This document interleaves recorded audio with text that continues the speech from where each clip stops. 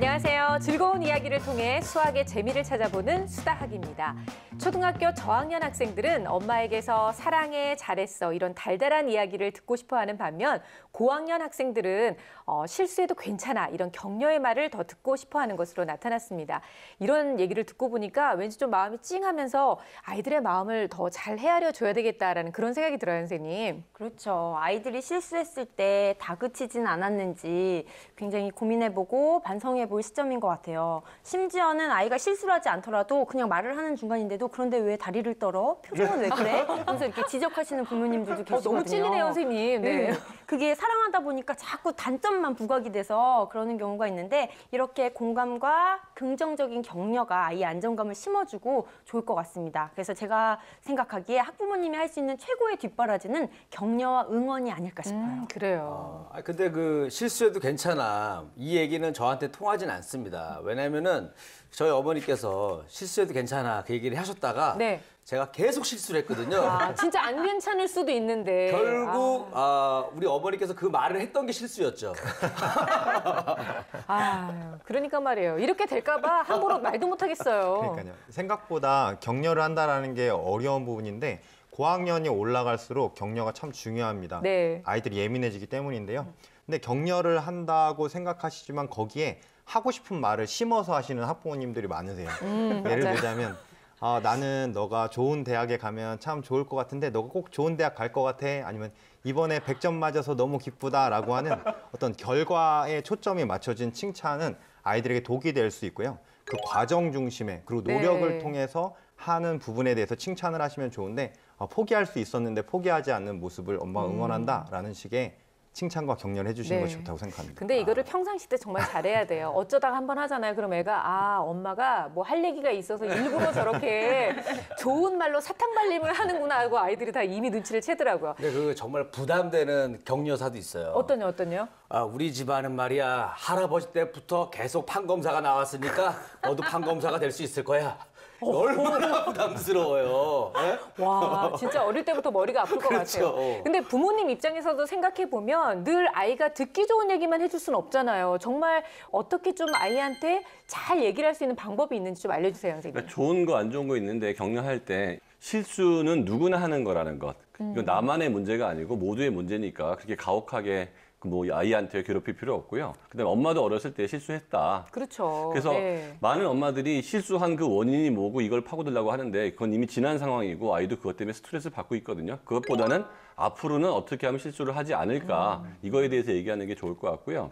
좀 안 좋은 건 뭐냐면 너는 왜 이렇게 늘 실수를 하니? 맞아. 항상. 네, 그러니까 항상 늘 그래서 이 아이를 규정져 버리는 거죠. 늘 실수하는 아이로. 그러면 이 아이는 앞으로도 잘 안 될 가능성이 있잖아요. 그래서 어머니께서 과거가 괴롭지만 앞으로 안 하는 게 더 중요하니까 최소한 이 아이한테 너는 왜 늘 그러니라는 소리는 안 했으면 좋겠습니다. 네. 그리고 말은 안 하는데 늘 이렇게 쳐다보는 눈빛이 항상 걱정스럽고 항상 애가 보지 않는 데서 한숨 쉬고 있고 이런 어머니들 계시잖아요. 웬만하면 한숨과 걱정은 좀 이렇게 밀어두시고요. 아이들 앞에서는 격려를 좀 많이 해주신다면 아이들이 늘 걱정이 있어도 엄마한테 바로 얘기할 수 있고 도와달라고 손을 내밀 수 있는 그런 아이가 되지 않을까라는 생각이 듭니다. 자, 오늘 수다하게 찾아와준 주인공은요. 초등학교 6학년 여학생인데요. 어떤 고민이 있는지 지금부터 화면으로 함께 만나보겠습니다. 어느 날 수다학 앞으로 온 사연 하나. 안녕하세요. 우리 딸 수아예요. 수아는 기타도 잘 치고 얼굴도 예쁜데 집에서 공부를 너무 안 해서 걱정이에요. 수다학에서 좀 도와주세요. 야, 얼마나 걱정이 되면 그냥 기타 치는 그 옆에서 그냥 얼굴 내밀고 이렇게 찍으셔가지고 보내주셨을까요?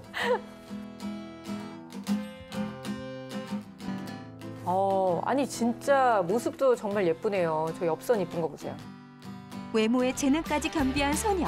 초등학교 6학년 유수아 양을 소개합니다. 안녕. 안녕하세요. 기타 되게 잘 치네. 음악 좋아해서 배우고 있어요. 그럼 혹시 꿈이 가수야? 아이돌 가수가 되고 싶긴 한데 배우도 되고 싶어요. 아역 배우로 활동 중인 수아. 꿈을 이루기 위해 많은 노력을 하고 있다는데요. 춤도 잘 추고. 네, 춤도 재능 있어 보이네요. 네. 기타에 이어 아이돌 댄스까지 일주일에 3번 연기학원과 댄스학원에 다니고 가끔은 촬영 때문에 학교에 결석한다는 수아. 그렇다면 수학 공부는 어떻게 하고 있을까요? 학교에서 공부하는 거랑 숙제하고 있고요. 가끔씩 하고 싶을 때마다 문제집 조금씩 풀고 있어요. 그러면 학교 진도 따라가는데 그게 어려움은 없어? 수업 시간에 들어도 별로 따라가기 어렵진 않은 것 같아요. 말을 천천히 하면서 자기가 할 얘기를 또박또박 잘하죠. 그러니까요. 학원에 다니지 않고 집에서도 특별히 공부를 하지 않지만 성적은 상위권인 수아. 그중에서도 특히 수학을 잘하고 좋아한다는데요. 하지만 최근에 고민이 하나 생겼다고 합니다. 지난 여름 평소와 달리 지친 모습으로 돌아온 수아. 나왔어. 왔었어요? 표정이 왜 그래? 오늘 수학 경시대회 봤지? 응. 자, 여기 8점. 68점? 응. 정말 68점? 다른 친구들도 잘 못 봤어? 애들 막 90점 먹고 그랬는데 나는 속상했겠네. 이번에는 문제집을 많이 못 풀어봐서 그런가 보다. 맞아. 하나도 안 풀었잖아. 2학기 때는 어떻게? 문제집 뭐 풀어야겠지. 준비를 많이 하지 않고 기본 실력으로 시험을 봤다가는 좋은 성적이 나오기 힘들거든요. 그러니까 내가 경시대회를 나간다 그러면 평상시에 하던 수준의 문제집보다 더 어려운 문제집을 꾸준히 익숙하게 할 필요가 있는 것 같아요. 네. 막상 점수가 너무 낮게 나오니까 좀 속상하기도 하고 또 수아도 또 속상해하지 않을까 또 걱정도 되고 그런 마음이 들더라고요. 4학년 때부터 꾸준히 경시대회에 참여한 수아. 하지만 이렇게 낮은 성적은 처음이라는데요. 평소 공부를 하지 않는데도 경시대회에 나간 이유는 뭘까요? 친구들이 나가길래 저도 나갔는데 계속 하다 보니까 재밌어서 계속 했었는데 이번에 좀 성적 떨어져갖고 살짝 속상했었어요. 본인도 좀 충격이 있었네요. 2학기 경시대회는 잘 보겠다는 결심으로 문제집을 사긴 했지만 그것도 작심삼일. 꾸준히 풀지 못하고 거의 손을 놓은 상태라고 합니다. 오늘은 공부를 하는 건가요? 야, 이거 뭐 열심히 하는데요? 저 무슨 숫자 퍼즐 같은 거 아니에요? 네모난 칸에 빽빽한 숫자들. 수학에 관련된 것 같기는 한데 아무리 봐도 학습 문제집은 아닌 것 같고. 대체 지금 뭘 하고 있는 건가요? 수아 지금 뭐 하는 거야? 스도쿠예요. 수도쿠가 뭐야? 수학 퍼즐 같은 건데 이렇게 가로랑 세로랑 칸에 1부터 9까지 넣는 퍼즐이에요. 되게 재밌어요. 약간 그 천재들 영화에서 보면 천재들이 취미로 저거 하잖아요. 그렇죠. 그 캐릭터. 외국 영화 같은 네. 거 보면은 네. 그냥 취미로 여행 가면서도 많이 하고 뭐 그러는 거잖아요. 근데 이런 놀이 수학, 뭐 큐브든 아니면 스토크든 아니면 그 보드 게임이든 처음에 시작을 할 때는 지능 개발에 많이 도움이 되거든요. 네. 근데 저것도 익숙해지면 굉장히 기계적이 돼요. 아. 그래가지고 처음에보다는 많이 머리를 안 써도 되기 때문에 저걸 잘한다고 해서 꼭 수학을 잘하는 건 아닌 게 처음에 시작할 때하고 익숙해지면 좀 달라지기 때문에 그렇습니다. 그렇군요. 그래도 저런 걸 안 하는 것보단 올해도 하는 게 낫지 않아요? 훨씬 낫죠. 그렇죠? 안 하는 예. 것보단. 평소 심심할 때마다 퍼즐을 푼다는 수아. 어릴 때 우연히 잡지에서 접한 후 그 매력에 푹 빠졌다는데요. 수학 퍼즐이 왜 좋은 건가요? 이게 막 하나하나씩 풀 때마다 약간 되게 성취감 같은 것도 들고 왠지 생각도 많이 하는데 그렇게 막 연산도 아니고 이래서 재밌는 것 같아요. 그러면 수학 문제집 푸는 것도 재미있어?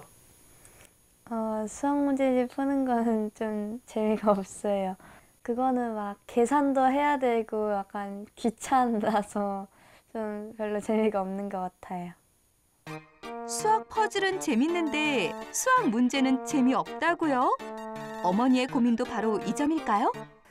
이제 중학교에 올라가면은 수업이나 이런 거 난이도가 높아질 텐데 수업만 가지고는 부족하지 않을까. 그래서 이제 수학을 재미없어 하게 되거나 포기하진 않을까 이런 걱정이 되더라고요. 정말 당연한 말씀이시고요. 이런 패턴과 학습량으로는 절대적으로 부족합니다. 지금 6학년인 거로 봐서는 어머니께서 정말 적절한 시기에 수학의 문을 두드리신 게 아닌가 생각이 됩니다. 여태까지는 매년 학교 선생님께 수학을 잘한다는 칭찬을 받았다는데요. 수아의 진짜 수학 실력이 궁금해진 제작진. 6학년 현행 시험지를 건네봤습니다. 자신 있는 표정으로 문제를 쭉쭉 풀어나가는 수아. 근데 공부하는 자세는 굉장히 진지해 보여요. 연필도 제대로 짚네요. 집중력이 있는데요. 네, 자세도 우수하고 집중력도 있고 열의도 있어 보여요. 근데 그러다가 지금 갑자기 무슨 일이 있는 것 같은데 멈췄어요. 답답하다는 얼굴로 시험지를 계속 바라보는데요. 대체 무슨 일이죠? 수아야, 어려운 문제 알았어? 네. 이게 질문이 무슨 뜻인지를 잘 모르겠어요. 앞쪽의 연산 문제를 누구보다도 빠르게 풀었던 수아. 하지만 지문이 긴 스토리텔링 문제가 나오자 무척 당황하는데요. 계속되는 스토리텔링 문제와 심화 문제에 여러 번 연필을 멈추고 골똘히 생각하는 모습입니다. 하지만 결국 풀지 못하고 늘어가는 별표들. 그러니까 뭐 도표 나오고 스토리텔링 문제가 이제 나오니까 일단 이해가 잘 안 되는 모양이에요. 네, 워낙 아마도 학습량이 없어서 이렇게 심화형 문제나 스토리텔링형 문제가 나왔을 때 그런 유형도 좀 익히기 어렵고 그쵸. 문제 자체가 좀 이해가 안 됐던 것 같아요. 근데 아이들이 이렇게 보면 역시 저런 심화 문제들은 풀어본 경험이 있는 아이들이 훨씬 더 쉽게 접근을 하더라고요. 왜냐하면 심화 문제도 유형이 있거든요. 네. 그게 안 풀어본 사람은 엄청 꽈낸 것 같지만 그 김희진 선생님이 늘 말씀하신 것처럼 초등학교 수학 문제에는 몇 가지 유형을 계속 돌려내고 있기 때문에 그것도 많이 풀어본 사람이 잘합니다. 그렇군요. 이런 심화형 문제나 스토리텔링형 문제에 대한 어휘력을 좀 키울 필요가 있을 것 같아요. 학교 수업만으로도 높은 점수를 유지하고 좋아하는 과목으로 늘 수학을 꼽은 수아. 다가오는 2학기 경시대회에서 고득점은 물론 중학교에 올라가기 전 실력을 한층 업그레이드하고 싶다는데요. 수학 퍼즐만큼이나 즐겁게 수학 공부를 할 방법, 수다학에서 알려주세요. 네, 미래의 연예인을 꿈꾸는 수아를 만나봤습니다. 일단 그 같은 나이에 딸을 키우는 엄마로서 저렇게 완벽한 신체 조건과 이쁜 얼굴을 가지고 있다고 하니까 너무 부럽다는 생각이 들고요. 이제 수학적인 고민에서도 저희 딸하고 굉장히 비슷했어요. 일단 수학을 좋아는 하는데 학습량이 많지 않고 학교에서 지금까지는 잘 따라했는데 앞으로 이런 식으로 해서 계속 잘 되겠느냐. 어머님의 고민도 좀 공통점이 많아서 오늘은 제가 좀 집중해서 방송을 좀 진행을 해보려고 합니다. 일때까지 잘 해왔는데 사실 아까 문제 풀고 이런 걸 보면 이제 드디어 한계점에 다다랐구나 이런 느낌이 좀 들지 않으셨어요, 선생님? 네, 그렇습니다. 평소에 집중력을 상당히 요하는 수학 퍼즐을 잘 하고 즐겨 하는 것, 그다음에 공부만 한다면 성적이 나온다는 이야기들을 봤을 때 네. 상당히 똘똘하고 하면 가능성이 충분히 있어 보이는 친구인데 이제 문제는 방과 후에 따로 공부를 하지 않아서 성적이 나오고 있지 않은 상태예요. 지금까지는 머리가 똑똑하고 여러 가지 센스가 있어서 성적이 나왔을지는 모르겠지만 중학교, 고등학교로 올라가서는 단순히 머리만 가지고는 되지 아니죠. 않습니다. 그렇죠. 노력도 필요하고 그것보다 더 중요한 것이 학습 습관이 어떻게 잡혀 있냐라고 하는 부분이 너무나 중요하기 때문에 지금은 학습 습관을 잡는 것이 중요한 시기라고 할 수 있을 것 같고요. 그다음에 지금 6학년일 때 아이들이 제일 많이 나타나는 현상이 엄마가 아무리 푸시를 해도 변화가 되지 않은 자기 스스로 그 심각성을 알고 변화돼야 되겠다라고 하는 의지가 있어야 되기 때문에 근데 다행인 것은 수아 자체가 이제는 열심히 하고 싶다. 왜 성적이 안 나왔지라고 하는 불안감과 변화되고 싶은 의지가 있으니까 습관을 잘 잡고 한다면 변화가 있을 거라는 생각이 들고요. 네. 아까 전에 나왔던 문제 중에 서술형 문제를 좀 어려워하는 부분이 있었었는데요. 이 문제는 서술형 문제 중에서 단순히 그 자료를 분석하면 풀 수 있는 문제로 학습량을 늘리고 유형별 학습이 이루어진다면 이런 문제에 대해서도 자신감을 갖고 문제를 풀 수 있을 것 같습니다. 네. 아까 보니까 뭐 수학 문제집은 계산도 해야 되고 귀찮아요 막 이렇게 얘기했잖아요. 굉장히 공감이 많이 갔는데 그래서 제가 또 좋은 방법을 하나 생각해냈습니다. 이런 말 있잖아요. 모방은 창조의 어머니다. 그래요. 네. 그러면 창조의 아버지가 누군지 아세요? 창조의 아버지가 베끼기. 베끼기. 네, 베끼기. 네. 모방과 베끼기는 이제 부부잖아요. 부부인데 제가 보니까 아까 그 수아가 이 걸그룹 춤을 잘 따라하잖아요. 네. 그러니까 내가 봤을 때는 잘 따라하니까 수학 문제집의 그 답을 답안지를 보면서 잘 따라서 적는 거예요, 일단은. 잘 따라 적다 보면서 여러 가지 패턴들을 익히다 보면은 나중에 어떤 문제들 만나도 잘하지 않을까. 네, 그래서 좀 베끼기부터 좀 시작해라. 네. 사람이 이렇게 발전을 하네요. 발전한 그렇죠. 건가요? 아니, 그러니까 그 방법이 그 익숙하게 하는 나쁘진 데는 않은 굉장히 거잖아요. 좋은 방법인데 좋은 방법이에요? 아. 이리 씨가 그 방법을 썼으면 아. 대단한 수학을 잘했을 것 같네요. 네. 야, 내가 좀 했었어야 나이 듣고 되는데. 깨달았네요. 그러니까요. 너무 늦게 깨달았어요. 너무 늦게 깨달아서 우리가 좀 더 일찍 만났었어야 되는데. 수아 나이 때만 깨달았었어도 내가. 제 아. 생각에도 그 방법은 수아에게 괜찮은 방법 같거든요. 네. 근데 지금 수아에게 있어서 가장 큰 문제점은 워낙 학습량이 그래요. 또래 친구들보다 부족하다 보니까 독해 능력이 부족한 것 같아요. 틀린 문제를 봤더니 이제 33번 문제 같은 경우는 전체 병의 부피와 그 병에 담긴 물이 담겼을 때 물의 부피를 잘 구분을 해서 계산했어야 되는 건데 그냥 섞어서 계산을 해서 문제를 틀렸고요. 또 35번 문제 같은 경우는 도형의 부피와 관련된 스토리텔링 문제였거든요. 근데 이 친구는 도형의 부피에 대한 공식을 분명히 알고 있어요. 다른 문제 푼 걸 봤을 때 알고 있는데 스토리텔링형 문제 자체를 이해하는 능력이 조금 부족하지 않나 싶어요. 그러니까 이거의 조건을 찾고 어떻게 대입하고 구하는 것에 대한 개념이 전체 없이 이 이야기가 뭘 구하는 거고 어떤 내용인지 를 전체적으로 파악하는데 어려움을 느끼는 거죠. 네. 독해력과 어휘력을 늘리는 게 아주 필수적입니다. 그래서 원리나 개념을 담긴 이 수학 동화를 비롯해서 다양한 독서를 하는 것을 권하고요. 지금이 6학년인데 굉장히 중요한 시기가 중고등학교 가면요. 없어요, 시간이. 네, 그렇죠. 지금 당장부터 책을 읽어야 됩니다. 자, 학교에서 배우는 기본적인 거는 지금 잘 따라하고 있는 편입니다. 근데 이제 앞으로가 걱정인 거죠. 워낙 학습량이 없고 습관이 잘 잡혀있지 않다 보니까 뭔가 이렇게 실력이 확 향상되지가 않고 제자리 걸음을 하고 있는 그런 느낌이 많이 들고 있는데요. 검사 결과를 보면 원인 그리고 또 어떻게 하면 해결할 수 있는지 방법 알 수 있을 것 같아요, 선생님. 예, 화면을 보면서 설명을 드리겠습니다. 네. 그러니까 수아의 전체적인 인지 능력은 매우 우수한 수준이고요. 그렇군요. 그다음에 그 언어성은 평균 정도인데 동작성은 매우 우수해요. 요게 뭘 뜻하는 거냐면 유전적으로는 굉장히 잘 타고났는데 학습량이 별로 많지 않았다. 앞에서 많이 얘기했던 거와 같은 그렇네요. 현상이 일어나는 네. 거고요.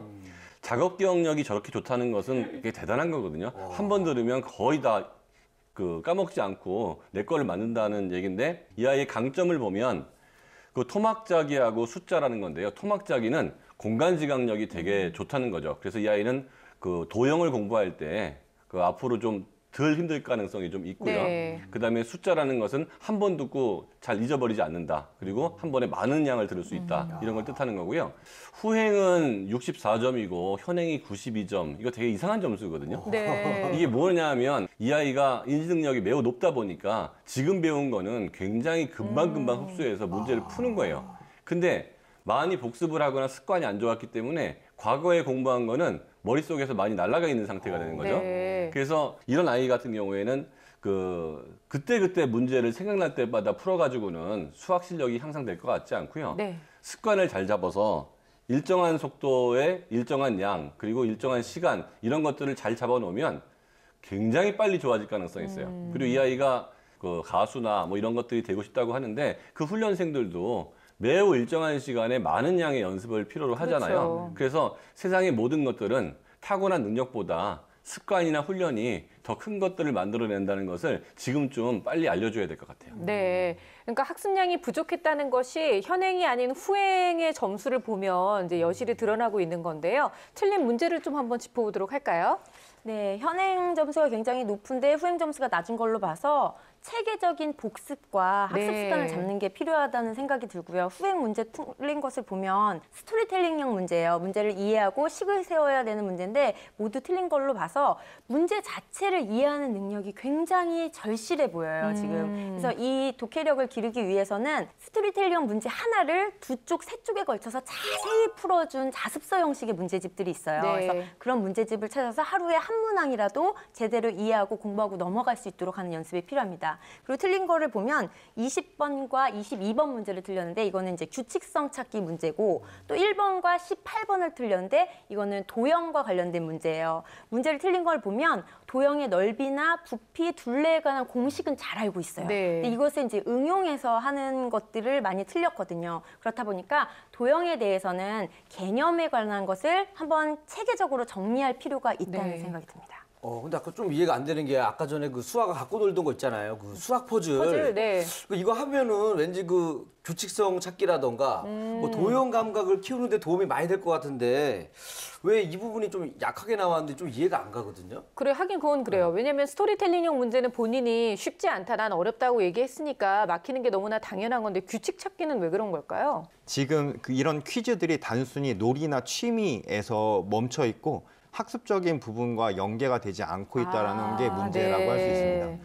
이런 것들이 연계가 되기 위해서는 이러한 규칙성을 찾는 문제를 좋아하는 것이 너무나 좋은 기본인데 여기에 전통적인 교재를 통해서 규칙성을 찾고 이러한 유형들을 분석해 보는 것이 중요하다는 생각이 드는데요. 네. 규칙성 찾기 문제는 정말 다양해요.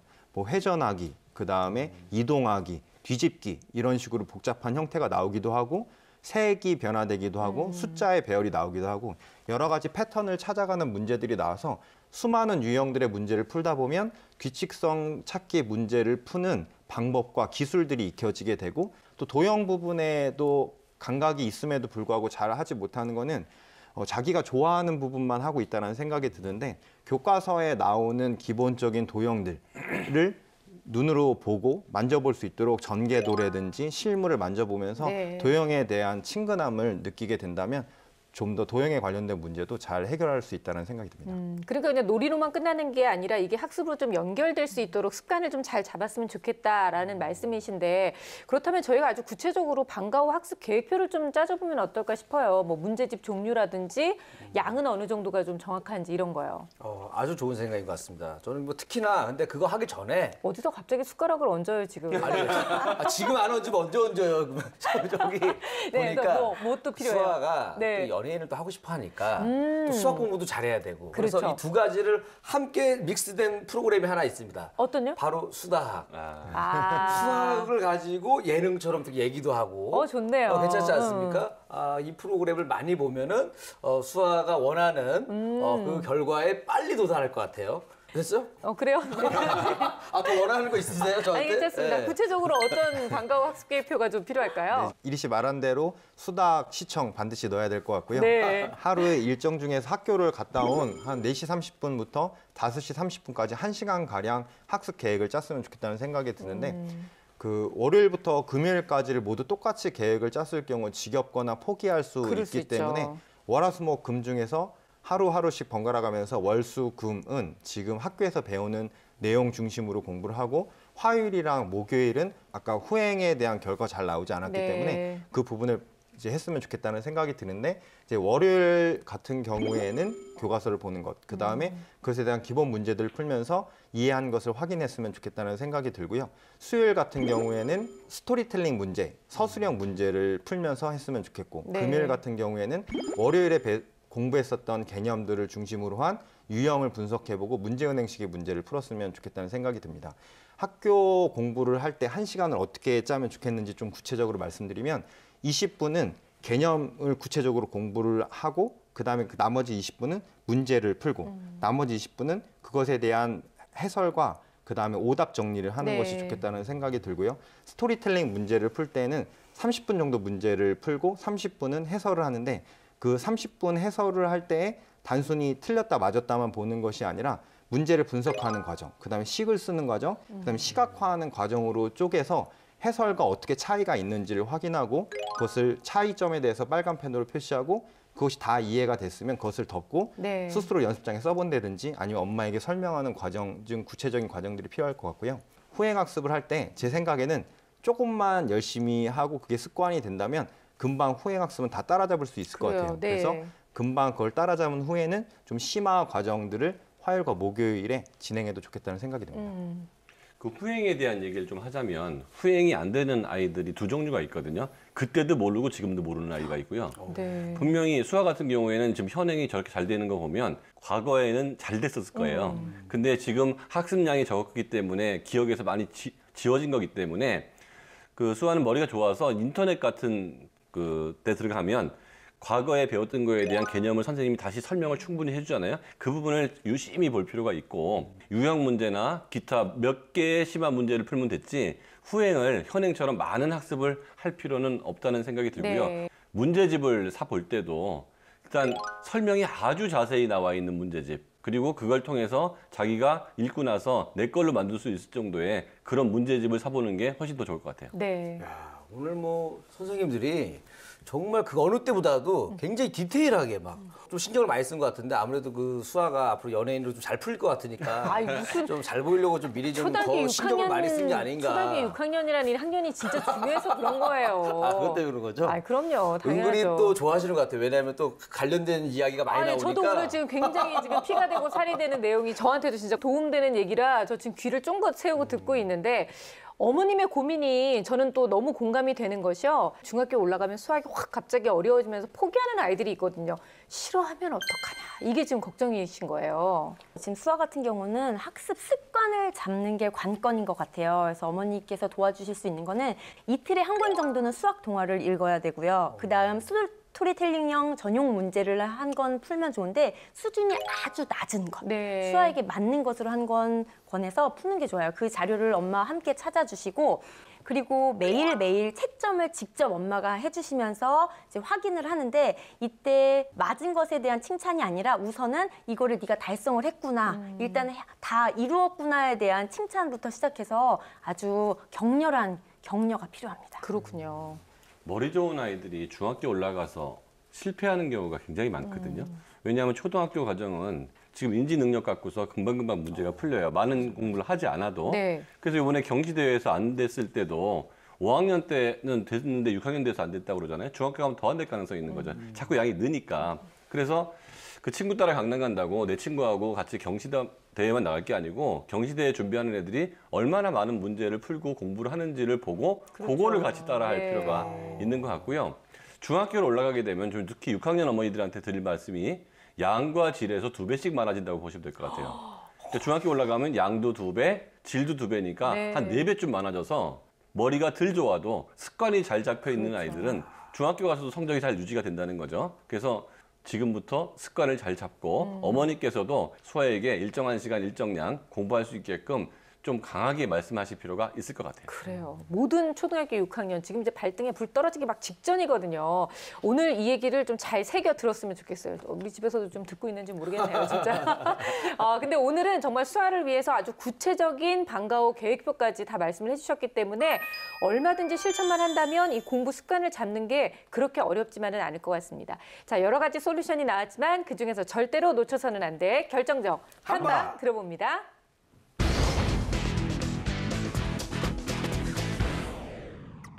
네, 제 결정적 한방은 풀기보다 읽기입니다. 수아는 현재 수학적 독해력 향상이 절실합니다. 문제를 많이 풀기보다는 수학 자료를 먼저 많이 읽을 것을 추천합니다. 제 결정적 한방은 많이 해라입니다. 수아는 지금보다 공부를 많이 할 수 있는 능력이 있고요. 많이 해야 되는 때입니다. 많이 하다 보면 수학이 지금보다 훨씬 더 좋아지고 잘할 수 있을 겁니다. 제 결정적 한방은 엉덩이로 공부하기입니다. 흥미와 재능이 있는 수아가 노력이 더해진다면 좋은 결과가 충분히 예상됩니다.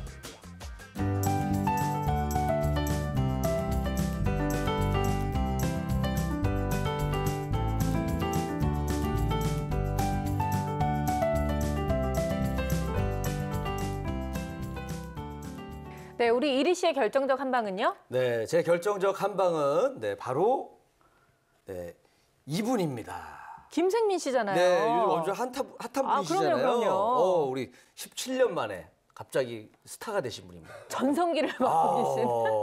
어떤 거냐면 어떤 사람이 쓴 그 영수증을 보고 이 사람이 돈을 어디다 쓰는지 또 뭐에 관심이 있는지 막 파악을 해가지고 그 절약하는 방법을 이렇게 알려주는 프로그램인데 갖고 돈을 잘 썼다, 아껴 썼다 그러면 great 하고 돈을 막 이상한 데 어머한테 막 썼다 그러면 stupid. 그렇죠, stupid 이거 막 하면서 그 사람한테 이렇게 얘기를 해주면서 떴는데 네. 우리 수아는 뭐 돈보다는 학생이니까 시간을 내가 수학에 얼마나 쓰는지를 좀 영수증처럼 네. 잘 체크를 했으면 좋겠어요. 그래서 그것도 좋은 생각이네요. 수학 공부를 좀 많이 한 날은 great, 수학 공부를 안 한 날은 stupid, 수학을 안 본 날은 dangerous stupid. 그렇네요. 이렇게 하면서 야. 체크를 하다 보면은 수학 성적이 쑥쑥 오르지 않을까. 네. 이래서 준비했습니다. 영어 스투핏. 영어 공부 좀 합시다 진짜. 제가 네. 국영수가 약했어요.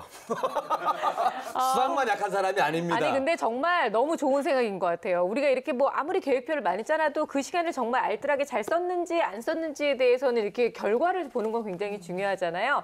오늘 아마 이렇게 제안한 여러 가지 내용들만 잘 따라한다고 하면 중학교에 올라가기 전까지 얼마든지 공부 습관 잘 잡을 수 있지 않을까 싶습니다. 워낙 뭐 총명하고 그리고 또 열정도 있는 우리 수아이기 때문에 좋은 결실을 맺을 거라 기대합니다. 앞으로 많이 노력해 주세요. 자, 이번에는 수다학의 파인드 매스 시즌 2 산업 전반에서 발생하는 문제를 수학이 어떻게 해결하고 있는지를 알아보는 시간인데요. 오늘은 바로 농업에서 발생한 문제를 해결한 수학 이야기를 준비하고 있습니다. 농업과 네. 수학이라. 이거 하니까 좀 최근에 제가 뭐 TV에서 봤던 게 생각이 나는데. 뭐요?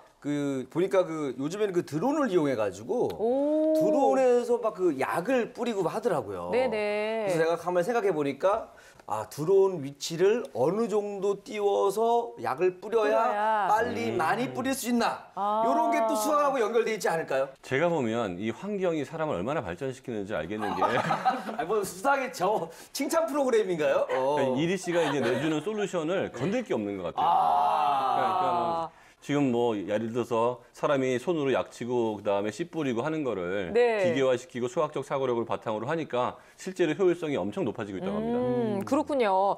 이 농업에서 발생하는 많은 문제점들 중에서 과연 어떤 문제를 수학이 해결해냈는지 지금부터 함께 확인해 보겠습니다.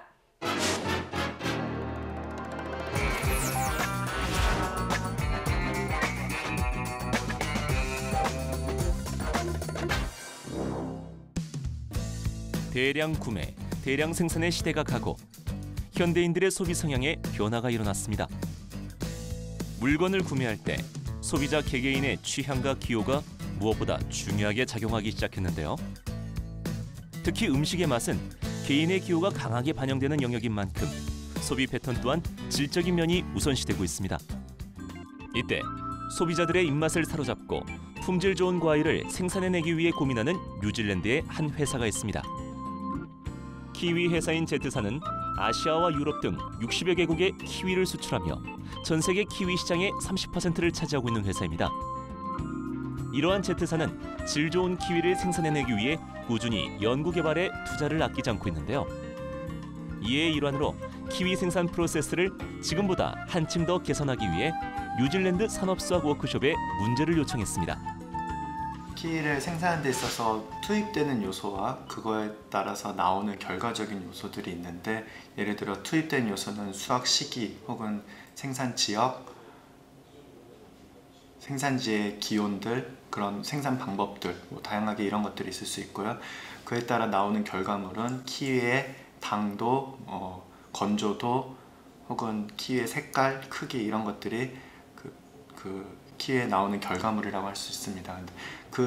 그 많은 변수들 사이에 상관관계가 어떤 관계들이 있으며 그런 상관관계 분석을 통해서 적절한 키위 생산 방법을 결정하고 싶은 그런 문제입니다. 즉, 키위 품질에 영향을 미치는 다양한 요소들과 품질을 나타내는 여러 지표들 사이의 상관관계를 수학적으로 분석해 키위 수확에 도움을 받고자 한 겁니다. 사실 농업에서는 이미 오랜 기간 동안 수학혁명을 거쳐왔는데요.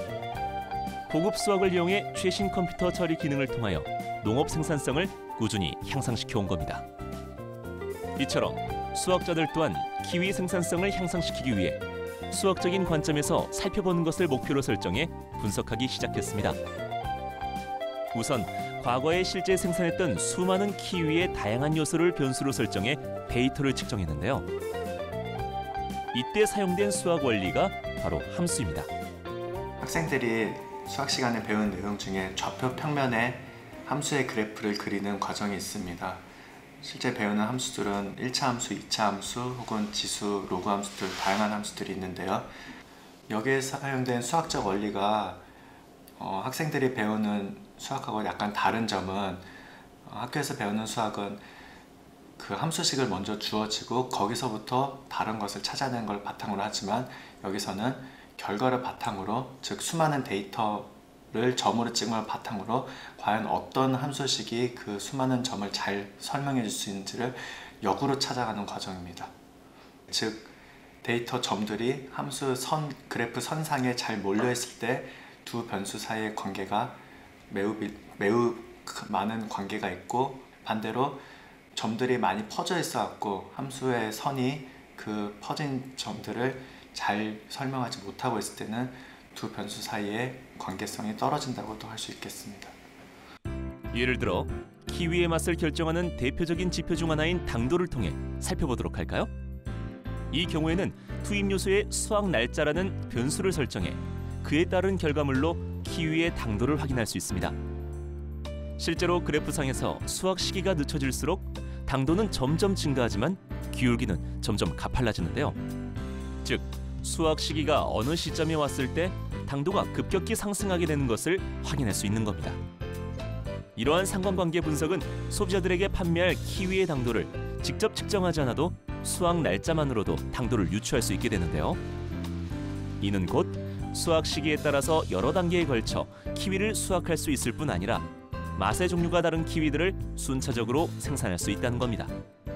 이번 워크숍에서 수학자들이 분석한 결과들, 즉 각 변수들을 어떻게 조정해야 키위가 어떻게 달라지는 그런 관계성을 수학적으로 분석한 그 결과들을 기업에 제공을 하였고, 기업은 그 제공받은 자료를 바탕으로 기업이 이익 창출을 위해서 어떻게 활용할지 더 효과적으로 사용할 수 있을 것으로 기대합니다. 즉, 기업은 소비자의 기호를 파악해 최상의 키위를 공급할 수 있고, 소비자는 자신의 입맛에 맞는 다양한 선택을 할 수 있게 됩니다. 그리고 앞으로는 여기에 그치지 않고 키위 생산에 있어서 조금 더 심화된 농업기술 요소들도 함께 연구하고 보완될 예정입니다. 이처럼 키위의 품질에 영향을 미치는 요소들의 상관관계 분석을 통해 수확의 최적 조건과 시기를 찾고 다양한 소비자의 기호를 충족시키는 데 결정적 역할을 하고 있는 수학. 세상의 문제를 빠르고 정확하게 해결하는 힘, 바로 산업수학입니다. 네, 소비자들의 취향과 기호가 점점 다양해지고 또 중요해지는 것만큼 그것에 따라가기 위해서 좋은 품질을 만들어내려면 수학이 또 그런 도움을 주고 있다. 이렇게 얘기할 수 있을 것 같은데요. 거기다가 저희가 이제 산업 전반에서 늘 항상 수학의 함수는 늘 많은 역할을 한다. 이런 얘기를 해드렸었잖아요. 근데 오늘은 특별히 그거를 역으로 간다. 이런 표현을 지금 했어요. 역으로 사용하는. 이건 도대체 어떤 얘기인가요, 선생님? 네, 좀 어려운 문제일 수 있기 때문에 일단 함수에 대한 정의부터 말씀을 드리면 x값이 결정됨에 따라 y값이 하나로 결정되는 대응 관계를 함수라고 이야기를 하는데, 쉽게 이야기하면 두 변수에 대한 대응 관계가 어떠한 의미가 있는지를 분석하는 것인데요. 근데 일반적으로 보자면 어떠한 함수의 그래프가 주어지고 그 그래프에다가 어떤 x값을 넣었을 때 y값이 무엇이 나온다, 그렇죠. 라는 것을 설명하는 것이 일반적인 건데, 산업 현장에서 혹은 실생활에서 나타나는 어떠한 현상들의 점들을 좌표 평면 위에 찍어 보았더니 그게 어떠한 특정한 관계를 갖게 된다는 거예요. 그러니까 일정한 부분에 똑같이 찍혀 있는 거죠. 그러면 이게 의미가 있는 것 같네라고 그 점들을 연결해 보아보니 그것이 식으로 표현되는 거죠. 그래서 이 자료들은 이러한 관계를 갖고 있구나라고 하는 것을 나타내는데, 그중에서 가장 많이 쓰이는 것이 회귀분석이라고 해서 어떠한 x값에 따른 y값의 관계가 1차 함수의 형태로 나타내는 것을 얘기해요. 근데 그 1차 함수라고 하는 것이 우리가 초등학교하고 중학교 때 이미 배웠던 내용이 되겠죠. 그 외에도 우리가 중학교 때 배우게 되는 분수함수라든지 고등학교 때 배우게 되는 삼각함수, 지수로그 함수 등 여러 가지 실생활을 설명할 수 있는 여러 가지 함수들을 배워야 될 것이고요.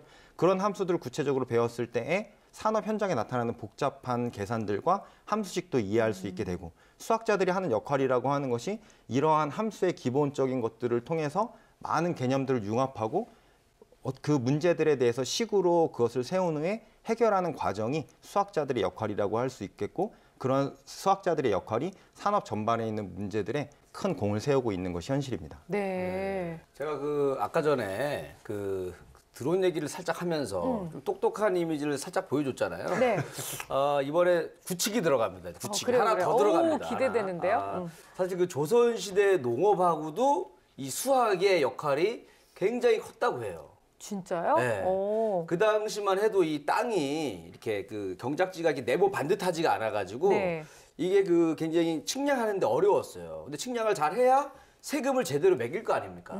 그래서 그 땅을 잘 측량하기 위해서 또 수학이 사용이 됐고 또 한 해 또 이 경작 상황을 파악할 때도 네. 수학이 활용이 됐어요. 특히 우리 세종대왕님께서 이 수학에 관심이 많아가지고 또 각종 그 수학 장려 정책을 많이 쓰셨고 네. 본인도 이렇게 또 수학 공부를 열심히 했다고 해요.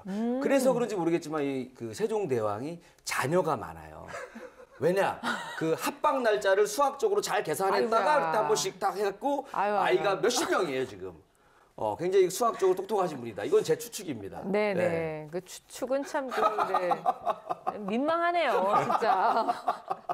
아니 근데 사실 수학이 농업과 정말로 깊은 관련이 있는 것은 맞는 것 같아요. 이렇게 얘기를 들어보기만 해도요. 네, 깊은 관계뿐만 아니라 수학은 농업을 바탕으로 탄생했다고 봐도 될 것 같아요. 진짜요? 예, 우리 사회 시간에 이집트의 나일강 문명 많이 배워봤잖아요. 네네. 예, 그 이집트 사람들이 나일강 그 강 유역에서 농사를 지으면서 문명을 만들었거든요. 근데 이렇게 강이 범람할 때마다 맞아요. 홍수가 날 때마다 그렇게 농사 짓던 땅들이 다 강물에 휩쓸려가고 흐트러지기 때문에 각자 땅의 경계가 무너졌던 거예요. 그래서 이들이 그거에 대처하기 위해서 그러면 범람이 일어나기 전에 미리 땅 치수, 논밭의 치수를 정확하게 재놓자. 그러면 이렇게 휩쓸고 간 뒤에 다시 자기 것만큼 가지면 되니까. 네. 그래서 그때 수학의 기초가 생겨난 거죠.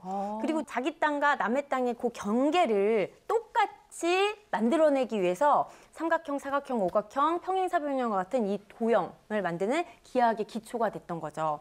이리 씨, 기하학이 영어로 뭔지 아세요? 그리고 자꾸 저한테 물어보지 마세요. 아까 영어가 약하다고 얘기했잖아요. 미안해요. 아니 영어만 약한 게 아니라 구경수가 약해요. 네. 정확하게 말씀드리겠습니다. 그러니까 그런 거 안 물어보시는 걸로. 네. 기하학이 영어로 지오메트리거든요. 지오는 토지, 그리고 메트리는 측량이라는 의미인데요. 그래서 토지를 측량하다라는 여기에서 네. 기하학의 용어가 나온 거죠. 이렇게 보면 수학이라는 학문은 이렇게 따로 우리 생활과 동떨어져 있는 것이 아니라 우리 생활에 직접적으로 활용하기 위해서 만들어진 거고 네. 또 더 넓은 의미에서 볼 때는 정말 산업 수학의 기초가 아닌가라는 생각이 듭니다. 제가 너무 놀라가지고 제가 얘기 듣기 전하고 후 눈 크기 잘 비교해 보였어요. 엄청 달라졌을 거예요. 놀라서 그러니까요. 지금 엄청 커져 있는 상태거든요. 막 찢어지려고. 많이 놀랐습니다 지금.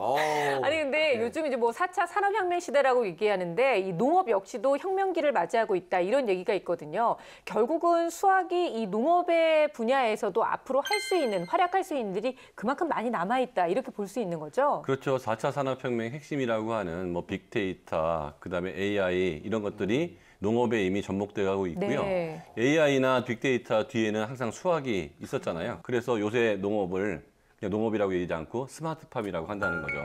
그래서 그 AI 기술이나 이런 ICT 기술을 활용해서 작물을 재배하고 관리하는데 수학이 많은 영향을 미칠 수가 있고요. 네. 이런 것들은 다른 과목, 다른 학문들과 연계를 통해서 융합도 이루어지고 있죠. 근데 선진국들이 농업을 미래의 산업이라고 생각하고 있기 때문에 여기에 많은 영향을 쏟고 있고 이런 세계적인 추세에 맞춰서 우리나라도 첨단 과학기술이 농업에 많이 참여를 하고 있고 이런 4차 산업혁명에 맞춰서 정부 기관이나 대학교에서도 적극적인 그 작업들이 일어나고 있는데요. 농업 관련된 대학들이 늘어나고 그다음에 4차 산업혁명과 관련된 학과 수업도 많이 늘어나고 있는 게 현실입니다. 이제 더 이상 농업을 경험에 의해서 하는 게 아니고 수학적으로 계산하고 계량해서 그다음에 기계를 이용하거나 그렇게 하는 게 추세가 되고 있고 수학 전공자들은 드디어 농업에도 그들의 영역을 펼쳐가고 있습니다. 네, 진짜 상상하지도 못했던 농업이라는 분야에서 이렇게 수학이 맹활약하고 있다고 하니까 더욱더 수학이 중요한 과목이구나, 또 중요한 학문이구나라는 생각이 듭니다. 자, 이런 동기부여를 한다면 우리 아이들도 수학을 더욱더 열심히 하지 않을까 싶은데요. 자, 여러분께서도 아이들과 함께 수학 이야기 많이 나누시기 바랍니다. 그리고 혹시나 또 수학과 관련한 궁금증이 있으시면 저희 홈페이지를 통해서 많이 남겨주시기 바라요. 또 여러분의 수학 고민도 늘 항상 받고 있습니다. 자, 오늘은 여기까지고요. 저희는 다음 시간에 다시 찾아오겠습니다. 고맙습니다.